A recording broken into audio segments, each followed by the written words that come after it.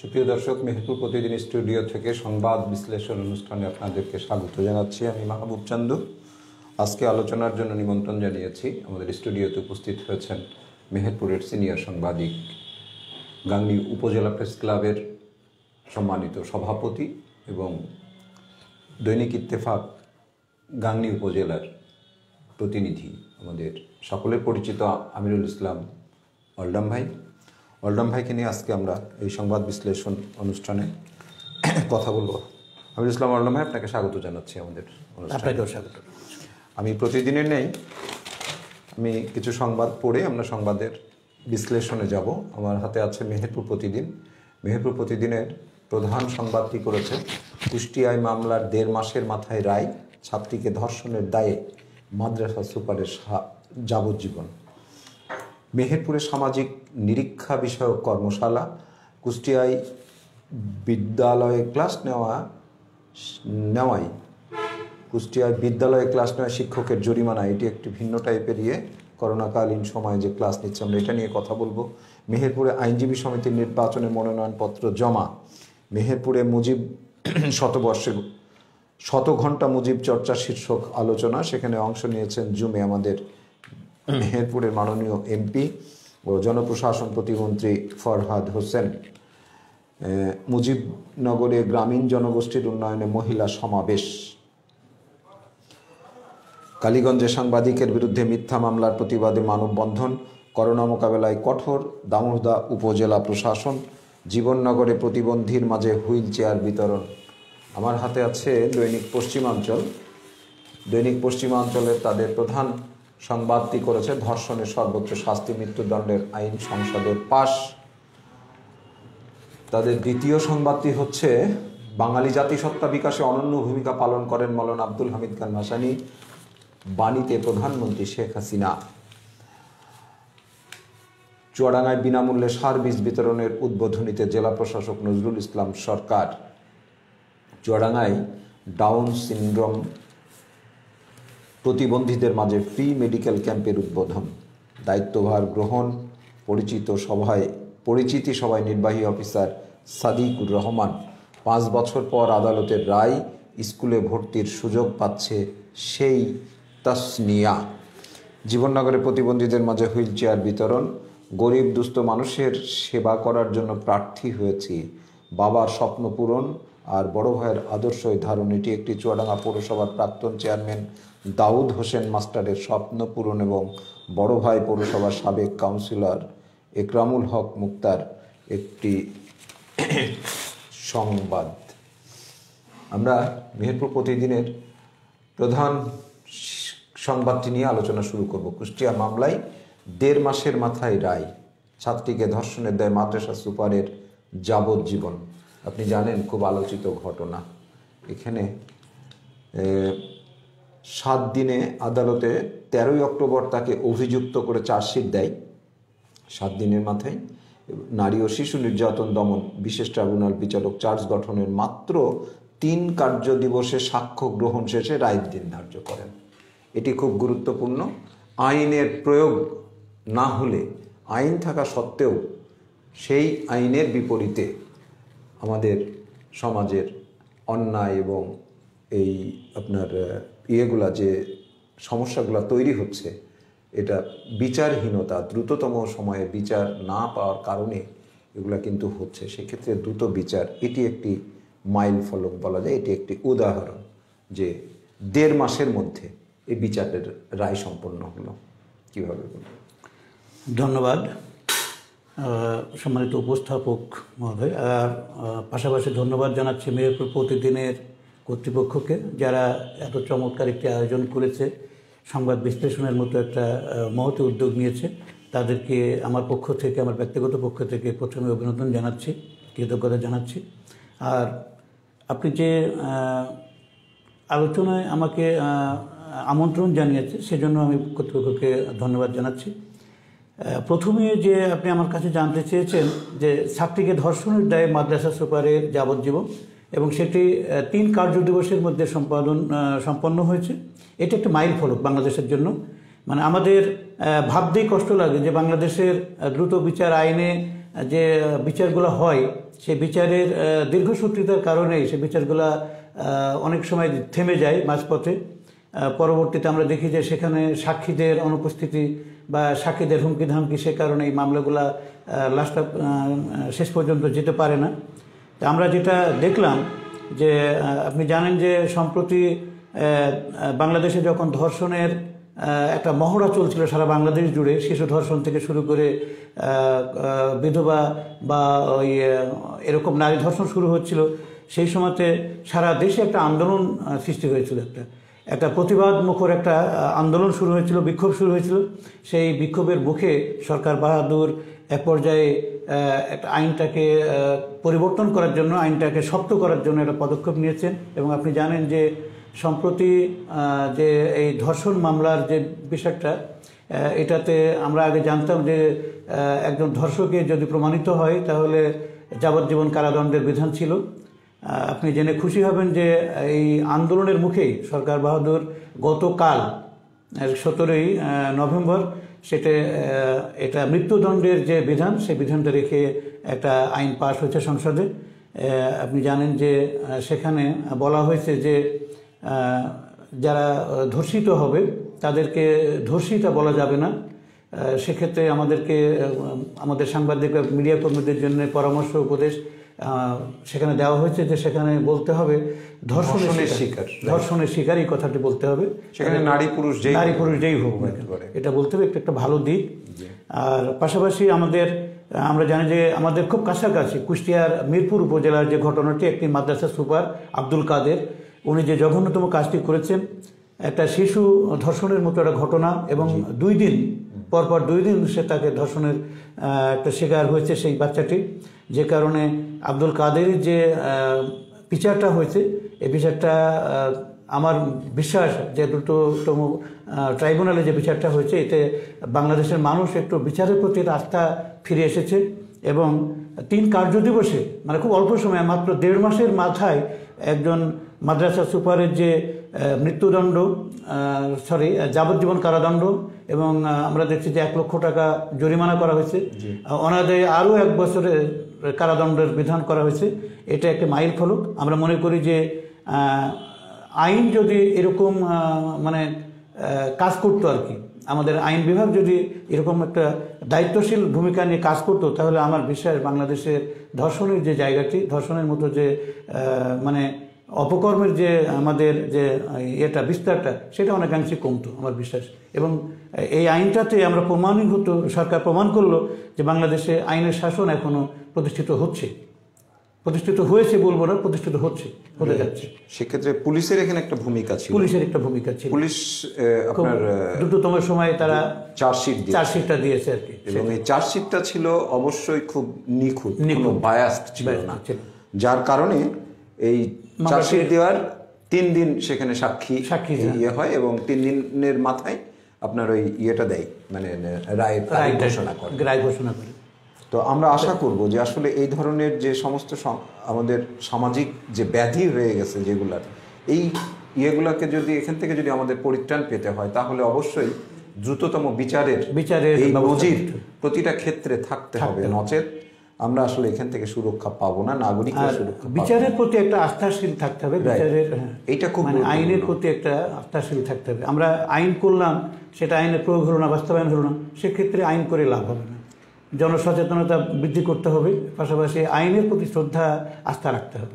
সেই আইনের প্রতি শ্রদ্ধাটা আপনার এই অপকর্ম যারা করে, তারা বিচারের দীর্ঘসূত্রিতার কথা তারা জানে। এবং আমাদের সমাজে আরেকটা আছে যে পেশি শক্তি আর একটা বিষয়, অনেকে ভয় করে এই মামলা সাধারণত জড়াতে চায়। সেই ক্ষেত্রে আমাদের একটা অ্যাওয়ারনেসও দরকার যে আজকে যারা এখান থেকে এই অপকর্মের শিকার হন, তারা আমাদেরই ছোট ভাই, ছোট বোন। তো সেক্ষেত্রে অবশ্যই তাদের এই সচেতনতা দরকার, এবং অভিভাবক এবং সমাজ সকলকে এগিয়ে আসতে হবে যে ভিকটিম, সে তো আসলে ইচ্ছাকৃত এই বিষয়টা সে করেনি, সে তো আক্রান্ত হয়েছে, তার পাশে দাঁড়াতে হবে। রাইট, এটা খুব গুরুত্বপূর্ণ। আমরা আদালতকে তো আসলে ধন্যবাদ বা অন্য কিছু বলা যায় না, সেক্ষেত্রে কিভাবে বলবো যে এটা আমরা আসলে নাগরিক হিসাবে স্বস্তির নিঃশ্বাস। রাইট। এবং এখানে হয় কি, আমাদের মানে যেখানে ধর্ষণের শিকার হয় যে ছেলেটি বা যে মেয়েটি, সেখানে এই আইনের ফাঁকফোকর দিয়ে তাদেরকে চার্জশিট দেওয়ার ক্ষেত্রে বলি বা অন্য কোনো মানে পেশি শক্তির বলে হোক, এই আইনটাকে অন্যদিকে মোড় নেওয়া হয় আর কি। যে কারণে পরবর্তীতে আমরা দেখি যে সাক্ষী আর সেই জায়গাটিতে থাকতে পারছে না, ধর্ষিতা নিজেও মানে ধর্ষণের শিকার যিনি নিজেও সেই জায়গাতে আর থাকতে পারছেন না, তাকে প্রাণনাশের হুমকি দেওয়া হয়, পারিবারিকভাবে তাকে হেনস্থা করা হয়, এরকম পরিবার থেকে তাকে উচ্ছেদ করা হতে পারে, এরকম ভয়ভীতি দেখিয়ে তাদেরকে বাইর করা হয়। এটাই আমি আরেকটি সংবাদের দিকে আলোকপাত করব। কুষ্টিয়ায় বিদ্যালয়ে ক্লাস নেওয়ায় শিক্ষকের জরিমানা। কুমারখালীর একটি প্রাথমিক বিদ্যালয়ের প্রধান শিক্ষককে জরিমানা করা হচ্ছে 10,000 টাকা। আপনি জানেন আমাদের এই করোনা প্যান্ডামিকের ভিতরে সকল শিক্ষা প্রতিষ্ঠান বন্ধ। উনি আসলে কি কারণে, কেন, কোন দায়িত্বশীল আচরণের মানে মনে করে উনি আসলে এই ক্লাস নিলেন, এবং সেখানে কোনো ধরনের ইয়েও ছিল না তেমন, মানে সামাজিক নিরাপত্তা স্বাস্থ্যবিধি মানা হয়নি আর কি, যার কারণে সেখানে উপজেলা প্রশাসন একটা মোবাইল কোর্টের মাধ্যমে তিনার 10,000 টাকা জরিমানা করেছে। একই সাথে উপজেলা শিক্ষা অফিসার তিনাকে শোকজ করেছেন যে আপনি কেন, কোন বিধিতে সরকারের দেওয়া নির্দেশ অমান্য করলেন, কেন আপনি এটা আসলে তার একটা ধৃষ্টতা। একজন শিক্ষক মানুষ, উনি দেশের মানে আইন পরিপন্থী, শাসন পরিপন্থী কিছু করতে পারেন না। উনি একটা প্রতিষ্ঠানের প্রধান হতে পারেন, কিন্তু উনি একটা দপ্তরের বাইন্ডিংয়ে উনি আবদ্ধ। উনি বাইন্ডিং মানে একজন শিক্ষা কর্মকর্তা, শিক্ষা অধিদপ্তরের যে নির্দেশনা, এটি উনি ভায়োলেট করতে পারেন না। এটা উনি ধৃষ্টতা দেখেছেন। উনি বলছেন, পরবর্তীতে যুক্তি খণ্ডন করেছেন যে আমার এখানে অভিভাবকরা, আমার ছেলেমেয়েরা তারা চাচ্ছে আমরা স্কুলে যাই, পড়াশোনা করি, কিন্তু সরকারি যে নির্দেশনা সেক্ষেত্রে তো তাকে অমান্য করার এই সুযোগটা দেওয়া হয়নি, তাকে এই স্পর্ধাটা দেওয়া হয়নি। সেক্ষেত্রে আমি মনে করি প্রধান শিক্ষক এটা চরম ভুল করেছে। আইনের ঊর্ধ্বে কোনো মানুষ নাই, দেশের কোনো মানুষই আইনের ঊর্ধ্বে নয়। সেক্ষেত্রে একজন প্রধান শিক্ষক এই দায়িত্বশীলতার পরিচয় দিছে, তার যে জবাবদিহিতা, তার যে অ্যাকাউন্টেবিলিটি বলি বা রেসপন্সিবিলিটি বলি, সেটা সে ভঙ্গ করেছে। একজন প্রধান শিক্ষক তার সহকারী শিক্ষকদেরকে, আমি শুনেছি যে সহকারী শিক্ষকরা নিষেধ করেছিলেন যে আপনি এই কাজটি করবেন না, এটা করলে আইনত দণ্ডনীয় হতে পারে। এবং সারা দেশে যখন 10 মাস একেবারে 8ই মার্চ থেকে বন্ধ রয়েছে, আপনি সেই ক্ষেত্রে আপনি ব্যক্তিগতভাবে একটা প্রতিষ্ঠানে ছেলেদেরকে নিয়ে এসে আপনি শিক্ষা দিতে পারেন না, তার সহকর্মীরা এইভাবে বলেছিলেন। পরবর্তীতে প্রধান শিক্ষক উনি মানে প্রধানমন্ত্রী বলি আর আমাদের সরকার বাহাদুর বলি, তাদের আইন অমান্য করে এই কাজটি করেছেন। একটা স্পর্ধা দেখেছেন, এটা নিঃসন্দেহে তাকে জরিমানা করা হয়েছে। আমি বলবো যে শুধু জরিমানা না, তাকে সাসপেন্ড করা উচিত ছিল আর কি। অবশ্যই উনি সরকারি নির্দেশনা ভায়োলেট করেছে আর কি। অবশ্যই এটা করার পরে উনি হয়তো একটা মতাদর্শের লোক হতে পারে, উনি সরকারের মতাদর্শে বা বাইরের কোনো মতাদর্শে এটা হতে পারে। তো সে কারণে উনি যেটাই করুন না কেন, এই যে বাচ্চাগুলোকে নিয়ে এসে স্কুলে তাদেরকে স্বাস্থ্যবিধির বাইরে সামাজিক দূরত্ব বা ইভেন তাদেরকে কারোর মাস্কও ছিল না, কারোর মুখে মাস্ক ছিল না, তাহলে এই ছেলেগুলোকে এই ঝুঁকির মধ্যে তারা মানে একজন প্রধান শিক্ষক কেন ফেললেন? এটা খুবই মানে ধৃষ্টতার পরিচয় দেখেছি। আমরা অনুসন্ধান করছি, আমাদের কাছে কিছু তথ্য আছে মেহেরপুর জেলাতেও 2-1টি প্রতিষ্ঠান এই ধরনের কার্যক্রম করেছে, ইতিমধ্যে 2-3 দিন নাকি করেছে, সেটা আমরা সংবাদ পেয়েছি।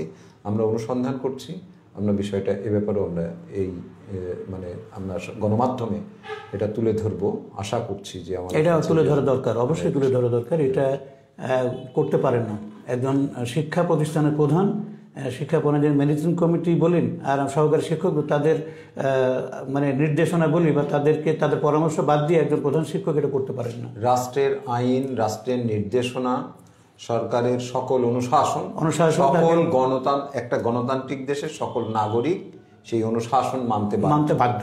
এটার ব্যত্যয় হলে সেটা শাস্তিযোগ্য অপরাধ। খুব পরিষ্কার একটা কথা। আমাদের এখানে মোবাইল কোড করা হয়েছে, তার জরিমানা করেছে, এটা খুব বড় কথা নয়। উনি বড় ধরনের একটা অন্যায় করেছেন।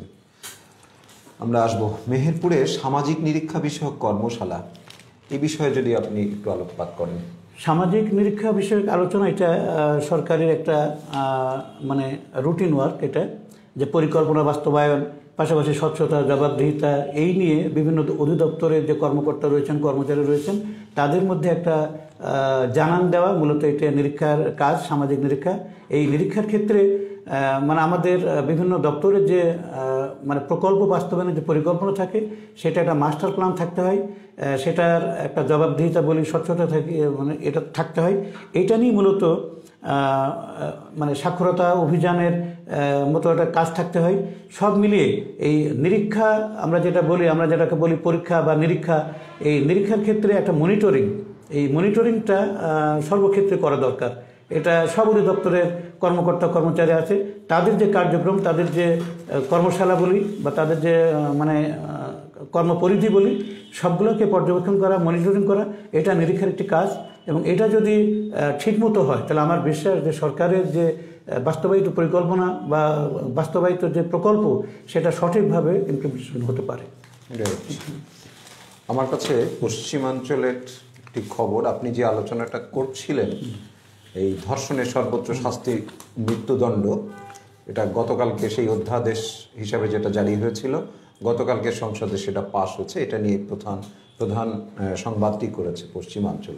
আমি আর একটি বিষয়ে, আমরা ইতিমধ্যে আলোচনাটা সেরে ফেলেছি, আমরা আলোচনা করতে চাই বাঙালি জাতিসত্তা বিকাশে অনন্য ভূমিকা পালন করেন মৌলানা আব্দুল হামিদ খান ভাসানী। আমাদের মাননীয় প্রধানমন্ত্রী শেখ হাসিনা তিনার বাণীতে মৌলানা আব্দুল হামিদ খান ভাসানী সম্পর্কে এই উক্তিটি করেছেন। আমরা বর্তমান সময়ের রাজনীতিবিদদের চিনি এবং অতীতে আমাদের যিনারা আইডল ছিলেন, মৌলানা আব্দুল হামিদ খান ভাসানী সহ হোসেন সৈয়দ সোহরাওয়ার্দী, শেরে বাংলা কে ফজলুল হক, এবং আমাদের এদেশে অনেক আপনার মনি সিং, কমরেড ফরহাদ, তাদের জীবনী, তাদের রাজনৈতিক চিন্তা, তাদের রাজনৈতিক মানে যাপিত জীবনে রাজনীতির যে প্রভাব, এবং একটি পোশাকের ক্ষেত্রেও তাদের যে দৃষ্টিভঙ্গি ছিল, সেই রাজনীতিবিদ, সেই রাজনীতি যেমন নাই, সেই রাজনীতিবিদও কিন্তু নাই। কিভাবে ব্যাখ্যা করবেন বর্তমান সময়ের এই রাজনীতিবিদদের যে আচরণ, যে পরিমাণ অধ্যত্ত, যে পরিমাণ ক্ষমতা লোভী রাজনীতির একটা চিন্তা নিয়ে রাজনীতি করা, যেখানে মূলত সেবামূলক একটা বিষয়কে কেন্দ্র করেই, সেবার তাগাদা নিয়েই কিন্তু মূলত রাজনীতিতে আসা ছিল, সেটার অনুপস্থিত। মৌলানা আব্দুল হামিদ খান ভাসানীকে তিনার উল্লেখ করে প্রাইম মিনিস্টারের এই বক্তব্যই শুধু না, আমরা আমাদের মফস্বল ইয়েগুলাতেও আমরা দেখছি, তৃণমূল পর্যায়ের নেতা নেতৃবৃন্দদেরকেও আমরা দেখছি। কিভাবে ব্যাখ্যা করবেন? ধন্যবাদ। আপনি একটা চমৎকার মানে কথা মানে টানছিলেন, উপমা টানছিলেন যে মৌলানা আব্দুল হামিদ খান ভাসানী বাংলাদেশের বাঙালি জাতিসত্তা, আমি বলবো যে অসহায়, দরিদ্র, নিপীড়িত, নির্যাতিত মানুষের যে স্বার্থ নিয়ে উনি কাজ করতেন, একটা নিঃস্বার্থভাবে উনি যে রাজনীতি করে গেছেন, সেই আমি বলবো যে বাংলাদেশের একটা কিংবদন্তি একটা মানে মনীষী, যার ভূমিকা ছিল অনন্য আমাদের স্বাধীনতা যুদ্ধের ক্ষেত্রে। তার আগেও আমরা যদি ভাষা আন্দোলনের কথা বলি, আমরা শুনেছি যে মৌলানা আব্দুল হামিদ খান ভাসানী 44 বছর আগে উনি ইন্তেকাল করেছেন। ওনার বিধি আত্মার মাগফিরাত কামনা করছি। উনি বাংলাদেশের একজন, আমরা যখন বলি যে এই 68,000 গ্রামের কথায় যখন আমরা বলি যে বাংলাদেশের অবিসংবেদিত নেতা বঙ্গবন্ধু শেখ মুজিবুর রহমান, যার জন্ম না হলে যে স্বাধীন হতো না, এইরকম একটি মানুষ, যার সান্নিধ্যে তার এই মহতী উদ্যোগ উনি গ্রহণ করেছেন। উনি একটা চিন্তাশীল মানুষ হয়ে উঠেছিলেন বঙ্গবন্ধু। সেই বঙ্গবন্ধুর সেই চিন্তাশীল মানুষ হয়ে ওঠার পিছনের যে মানে কারিগর ছিলেন, যে গুরু ছিলেন, যে শিক্ষা ছিলেন, পথ প্রদর্শক ছিলেন মৌলানা আব্দুল হামিদ খান ভাসানী, যিনি তার জীবদ্দশায় ভাষা আন্দোলন থেকে শুরু করে এই যে আমাদের 69-এর গণঅভ্যুত্থান বলি, 70-এর নির্বাচন বলি, সর্বোপরি 71-এর যে আমাদের স্বাধীনতা অর্জন, সবের পিছনে মৌলানা আব্দুল হামিদ খান ভাসানীর অনবদ্য একটা ছিল আর কি, ইঙ্গিত ছিল। বঙ্গবন্ধুকে উনি সাহস জুগিয়েছেন পিছনে থেকে, এবং উনি মানে আশাবাদ ব্যক্ত করেছেন যে এই দেশের গরিব, দুঃখী, মেহনতি মানুষের জন্য যদি আমি কাজ করতে পারি, তাহলে বঙ্গবন্ধু কেন নয়। বঙ্গবন্ধুকে তিনি সবসময় একটা আদর্শের জায়গা থেকে আদর্শ মানুষ হিসেবে গড়ে তোলার জন্য তাকে ইন্ধন জুগিয়েছিলেন। সেই মানুষটি আমাদের মাঝে নাই। আমার খুব ভালো মনে পড়ে 1976 সালে যখন আমি ক্লাস 10-এর ছাত্র, সেই সময়তে ঘোষণা আসলো যে মৌলানা আব্দুল হামিদ খান ভাসানী উনি ইন্তেকাল করেছেন। আমরা সঙ্গে সঙ্গে স্কুল প্রতিষ্ঠান সব ছুটি বন্ধ ঘোষণা করা হলো।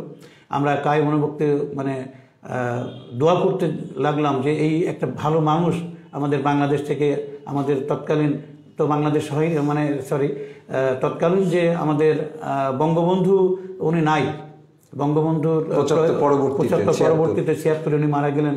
বঙ্গবন্ধুকে নিয়ে যিনি এত ভাবতেন সেই মানুষটি 76 মারা গেলেন, একেবারে পাশাপাশি 1 বছরের ডিফারেন্সে দুজনকে হারালাম।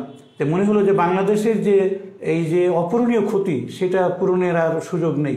এই কথাটা বঙ্গবন্ধু মারা যাওয়ার পরেও মৌলানা আব্দুল হামিদ খান ভাসানী তার এক সমাবেশে বলেছিলেন যে আমরা যাকে হারিয়েছি বঙ্গবন্ধুকে, সেই প্রাণপুরুষকে, বাংলাদেশের প্রাণপুরুষকে আমরা খুঁজে পাবো না, যার সান্নিধ্যে বঙ্গবন্ধু যেমন বড় মানুষ হতে পেরেছিলেন, এরকম তার সান্নিধ্যে আমরা জেনেছি যে ফজলুল হক, তারপরে আমাদের হোসেন সৈয়দ সরওয়ার্দী, তিনিও মৌলানা আব্দুল হামিদ খানের ভাসানীর তার সান্নিধ্য লাভ করেছেন। তার যে আদর্শ, তিনি নিঃস্বার্থ মানুষের ভালোবাসা নিয়ে মানুষের সেবা করার জন্য এই বাংলাদেশে জন্মেছিলেন বলেই আমার বিশ্বাস যে বাংলাদেশের স্বাধীনতাটা খুব স্বল্প সময়ে উনি উপহার দিতে পেরেছেন। এবং ওনার যে দোয়া ছিল, বঙ্গবন্ধুকে নিয়ে স্বপ্ন ছিল, সেই স্বপ্ন উনি বাস্তবায়ন করতে পেরেছেন। আমার বিশ্বাস যে মৌলানা আব্দুল হামিদ খান ভাসানী বাংলাদেশের মানুষের মনে চির জাগরুক হয়ে থাকবে। আমি মৌলানা আব্দুল হামিদ খান ভাসানীর একটা ইয়েতে পড়েছিলাম, একজনের লেখায় পড়েছিলাম, ওনার সম্পর্কে লেখা ছিল যে উনি একটা ট্রেনে করে যাচ্ছিলেন একটা জায়গায়, একটা রাজনৈতিক প্রোগ্রামে। তো ওখানে যাওয়ার সময় উনি যাচ্ছিলেন মূলত একদম আমাদের 3য় শ্রেণীর ইয়েতে কম্পার্টমেন্টে ট্রেনের। তো ওনাকে একজন জিজ্ঞাসাই করে ফেললেন যে আপনি এত বড় নেতা, হ্যাঁ, আমাদের স্বাধীনতা পূর্বকালীন সময়ের কথা বলছে, আপনি এত বড় নেতা, আপনি 3য় শ্রেণীতে যাচ্ছেন, 3rd ক্লাস ট্রেনে আপনি যাচ্ছেন, ইয়েতে কেন যাচ্ছেন, এইভাবে যাচ্ছেন কেন? তো ওনার উত্তর ছিল যে 4র্থ শ্রেণী নাই তো এই জন্য আমি 3য় শ্রেণীতে, মানে যদি আরো নিচে থাকতো তাহলে আমি সেখানেই আমার টিকিট কাটতাম। বলেন তো, মানে অবাস্তব। এটা একটা উদাহরণ আমাদের বাংলাদেশের মৌলানা আব্দুল হামিদ খান ভাসানী এবং ওনার যে বসবাসের যে বাড়িটি, সেটাও একটা মানে খড়কুটোর ঘর, একেবারে স্বাভাবিক একটা পল্লীতে। আপনি সোশ্যাল মিডিয়া ইদানিং লক্ষ্য করবেন যে স্বাভাবিক একটা ঘরে উনি বসবাস করতেন। রাইট, উনি ওনার রান্না করার একটা ছবি ইয়েতে আপনার সোশ্যাল মিডিয়াতে ভাইরাল হয়েছে। এটা প্রায় মানে রিপিট হয়। উনি চুলায় জাল দিচ্ছেন, উনি রান্না করে খাচ্ছেন, উনি কিন্তু বৃদ্ধ অবস্থায়, তখন বৃদ্ধ অবস্থায়। ভাবেন যে আসলে মানে পলিটিশিয়ান এটা। এবং উনি বলতেন, একজন বলছিলেন যে আব্দুল হামিদ সাহেব, আপনি তো একজন বড় রাজনীতিবিদ, আপনি কেন একটা ভালো পোশাক পরেন না, আপনি কেন পায়জামা পরেন না, প্যান্ট পরেন না? তো আমি তো মাঠের মানুষ, আমি তো কৃষকের সাথে থাকি। উনি বেশিরভাগ সময় লুঙ্গি পরতেন। রাইট, এটা একটা মানে অনন্য উদাহরণ আর কি।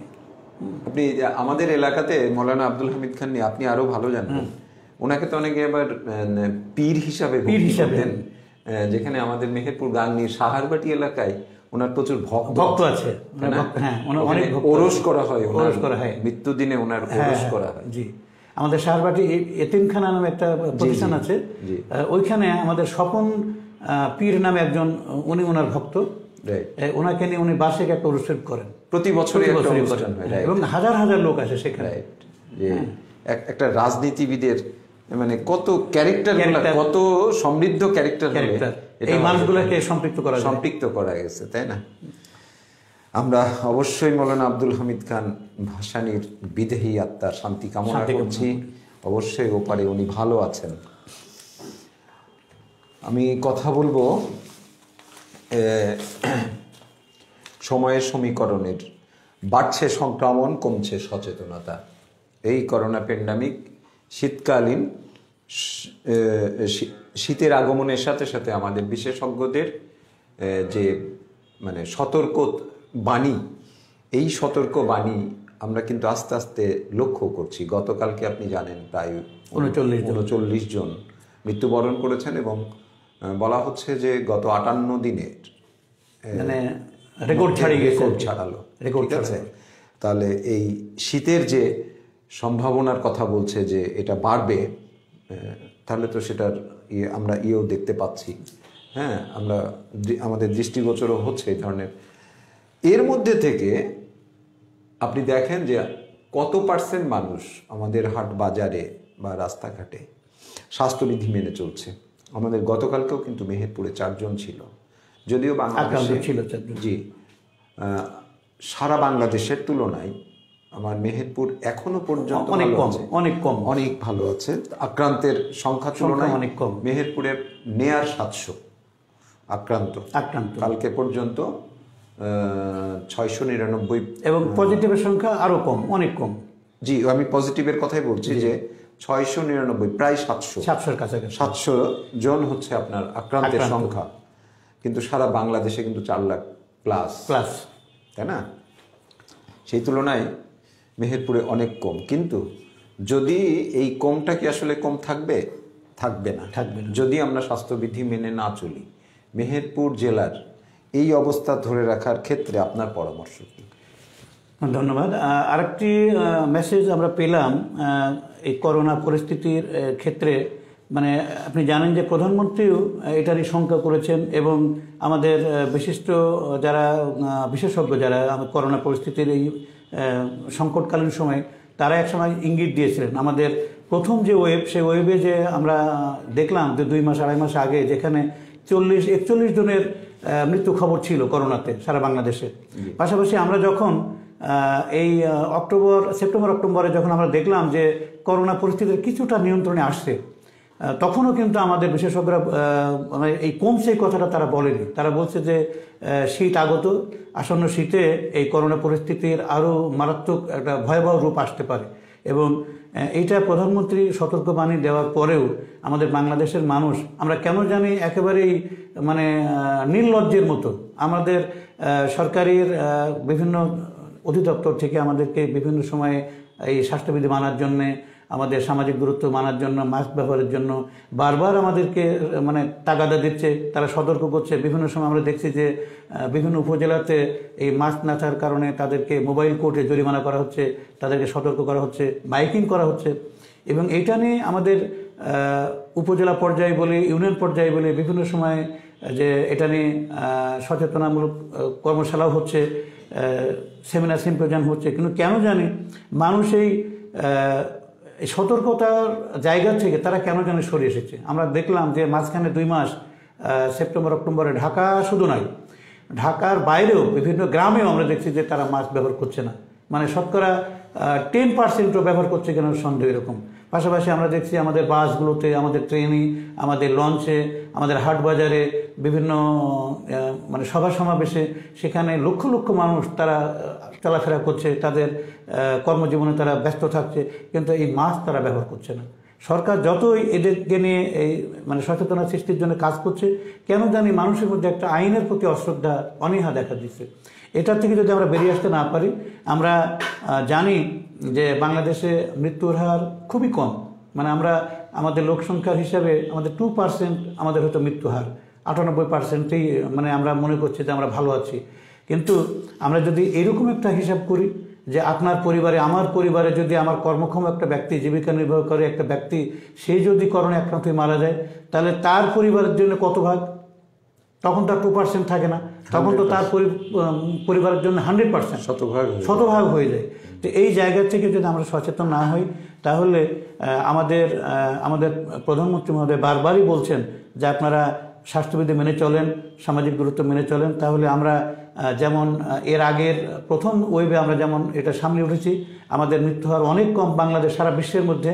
সেক্ষেত্রে আমরা যদি এই শীতকালীন সময়ে যে দ্বিতীয় ওয়েভে যে করোনার পরিস্থিতিটা, করোনার যে আক্রান্তটা, এই করাল গ্রাস থেকে যদি আমরা বাঁচতে চাই, তাহলে আমাদেরকে স্বাস্থ্যবিধি মানতেই হবে, আমাদেরকে সামাজিক দূরত্ব মানতেই হবে, আমাদেরকে নিয়মিত হাত ধুতে হবে, বা পাশাপাশি আমাদের মাস্ক ব্যবহার করতে হবে। তাহলে আমাদের এই যে করোনা ভাইরাস থেকে আমরা রক্ষা পেতে পারি। আমাদের পরিবার পরিজন, আমাদের আত্মীয় স্বজন, আমাদের ছেলে মেয়ে, আমাদের সমাজ, সবাইকে যেন আমরা সচেতন করতে পারি। এই মেসেজটা আমি একজন সংবাদকর্মী হিসাবে এবং আমার পরিবারের তো বটেই, আমার গ্রামের, আমার সমাজের সবার কাছে এই মেসেজটা পৌঁছে দেওয়ার দায়িত্ব আমাদের, এবং সেই কাজটা আমরা আমাদের লেখনের মাধ্যমে আমরা করছি আমরা। আমিরুল ইসলাম ভাইয়া, এটা কি আসলে কিছুটা স্ববিরোধী হচ্ছে না? যেমন আপনাকে গতকালকের কথা বলি, 20,000 দর্শক খেলা দেখলো মাঠে, ফুটবল খেলা, একেবারে মানে 2 ইঞ্চি ফাঁকা ছিল না কেউ কারো। খেলা দেখলো, আবার আপনি মোবাইল কোর্টও করছেন। আমার কাছে কিন্তু এগুলো এক ধরনের স্ববিরোধী মনে হয়। আপনি কেন ওই জায়গাটা করলেন না? তাহলে আমরা বিশেষজ্ঞদের যে আমার যে ট্রান্সপারেন্স হচ্ছে আপনার এই সোশ্যাল ডিস্টেন্সিং না মানার কারণে, এই স্বাস্থ্যবিধি না মানার কারণে, তাহলে এখানে কতজন আক্রান্ত হচ্ছে, তারা এই 20,000 মানুষ বাইরে আসছে, তাহলে আপনি ওইগুলাকেও জারি রাখবেন, আবার আপনি মোবাইল কোর্ট করবেন? এটা কি আসলে হয়? এইভাবে গুরুত্বপূর্ণ বিষয়গুলোকে আপনি উন্মুক্ত করতে পারেন সেখানে স্বাস্থ্যবিধি মেনে, কিন্তু আপনার ওইটা কি আসলে জরুরি ছিল কিনা 20,000 দর্শককে আপনি খেলার মাঠে? আপনি এটা খুব ভালো কথা বলেছেন। এটা আসলেই যেন মনে হচ্ছে স্ববিরোধী একটা উদ্যোগ সরকারের, যেখানে আমরা হাট বাজারে আমরা মাছ দিতে পারছি না, আমরা স্টেশনে দিতে পারছি না, ট্রেনে দিতে পারছি না, কোথাও আমরা তাদেরকে সামাজিক দূরত্ব মানার জন্য আমরা করতে পারছি না, ইনফ্লুয়েন্স করতে পারছি না। পাশাপাশি আবার এই খেলার মাঠে লক্ষ লক্ষ লোক সেখানে টিকিট ঢুকছে, সেটা তারা কেন করছে? শিক্ষা প্রতিষ্ঠানগুলো আপনি বন্ধ রাখছে, ছাত্রছাত্রীদের অবস্থা একদম সবকিছুই তো চলছে, যথারীতি সবকিছু চলছে, সব চলছে। তাহলে এখানে এটা কেন যে খেলার মাঠে তাদেরকে অবাধে তাদের সুযোগ দেওয়া হলো, তারা খেলা দেখবে, তারা করবে, সেইখানে করোনা পরিস্থিতি নিয়ন্ত্রণে কোনো ভূমিকা রাখা হচ্ছে না। হয় যেখানে একটা বাজারে একজন ম্যাজিস্ট্রেট গেলেন, একজন ইউনো মহোদয় গেলেন, যে একজন রিক্সা চালক, একজন ভ্যান চালক, তার মাছ নেই, তাকে জরিমানা করছে। বলেন তো আপনি, তাহলে এটা কি হলো? এটা হতে পারে না, এটা হতে পারে। এটা এ ব্যাপারে সরকার বাহাদুরের মানে আমাদের পলিসিতে আরো একটু সক্রিয় হওয়া দরকার। অবশ্যই। খুব গুরুত্বপূর্ণ একটি খবর, সরকারি কেনাকাটায় শুধুই অনিয়ম, পর্দা বালিশ কেলেঙ্কারি, করোনাকালীন সরঞ্জাম থেকে শুরু করে সব কিছুতেই অভিযোগের পাহাড়। পাবলিক প্রকিউরমেন্ট আইন পিপিআর এর বিধিমালা রয়েছে, এটি অনুসরণ করলে কেনাকাটায় দুর্নীতি হওয়ার কথা নয় বিশেষজ্ঞরা বলছেন। কিন্তু আমরা অদ্যাবধি দেখছি যে ওই বালিশ পর্দা কেলেঙ্কারির কথা আমরা সবাই জানি, কিন্তু তারপরেও এই কেনাকাটার এই দুর্নীতি থামছে না। এটা না থামার কারণ যেটা আমি মনে করি, যে আপনি বলছিলেন যে এই পর্দা বালিশ, তারপরে আমাদের বিভিন্ন ছাদ ঢালাই, ব্রিজ ঢালাই, যে বাঁশের ব্যবহার, কঞ্চির ব্যবহার, পাশাপাশি নিম্নমানের নির্মাণ সামগ্রী দিয়ে কাজ করা, এটার যে এই দুর্বৃত্তায়ন, এটা শুধু আপনার পাবলিক প্রসিকিউটর আইন দিয়ে, মানে পিপিআর দিয়ে এটা নিরোধ করা সম্ভব না। এখানে সম্ভব না এই অর্থে যে যারা এই অধিদপ্তরের কর্মকর্তা হিসেবে দায়িত্বশীল রয়েছেন, বিশ্লেষকরা অনেক কথাই বলবেন, এই দায়িত্বশীল ব্যক্তিরা তারা প্রভাবিত, তারা একটা রাজনৈতিক ছত্রছায়ায় তারা থাকে, তাদের নিজের প্রভাব বিস্তার করার জন্য করে, রাজনৈতিক একটা সমর্থন পেয়ে এটা করে, যারা বিভিন্ন আমলারা রয়েছেন আর কি। তো সেক্ষেত্রে এই যে দুর্নীতি, এই অনিয়ম বলবো আমরা, সরকারি যে মালামাল ক্রয়ের ক্ষেত্রে বলি বা সরকার যে প্রকল্প বাস্তবায়নের ক্ষেত্রে বলি, সেখানে এই যে আপনার যে দুর্নীতিটা, এটা বন্ধ করা সম্ভব হচ্ছে না। সম্ভব না হওয়ার কারণ একটাই হলো যে আমরা ওই পিপিআর যে আইনটা, এটা আমরা মেনে চলছি না, চলার চেষ্টাও করছি না। আর পাশাপাশি আমাদের যারা এই মানে দুর্নীতির সাথে জড়িত যেসব কর্মকর্তারা, আমলারা, তাদেরকে আমরা পিছন থেকে আমাদের রাজনৈতিকভাবে তাদেরকে একটা সাপোর্ট দেওয়া হচ্ছে, জানি না কে বা কারা।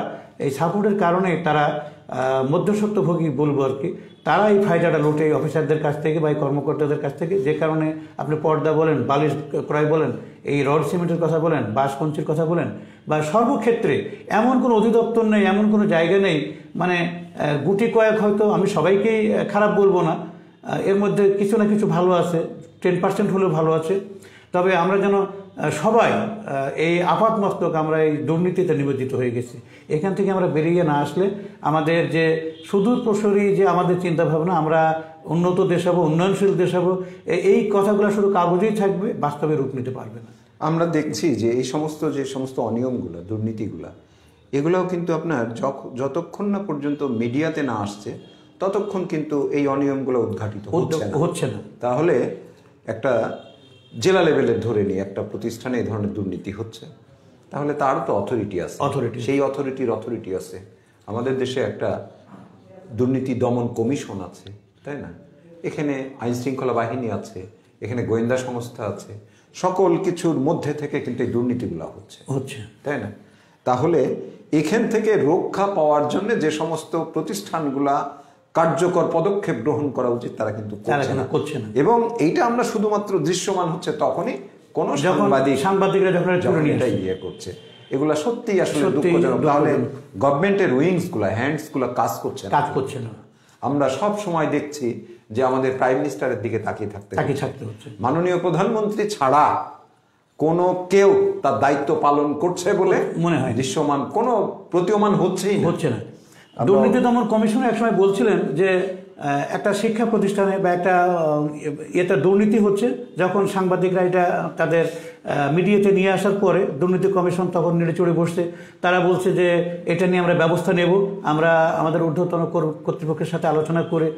ঊর্ধ্বতন কর্তৃপক্ষ মানেই প্রধানমন্ত্রী, আর কোনো কেউ নাই, মানে সব দপ্তরে। তাহলে আমাদের মন্ত্রণালয় কেন এত মন্ত্রণালয়, আমাদের কিসের দরকার? সবই যদি আমাদের প্রধানমন্ত্রীর দিকে তাকিয়ে থাকতে হয়, তার নির্দেশনার দিকে, তার পরামর্শের দিকে, তাহলে আমাদের এই অধিদপ্তর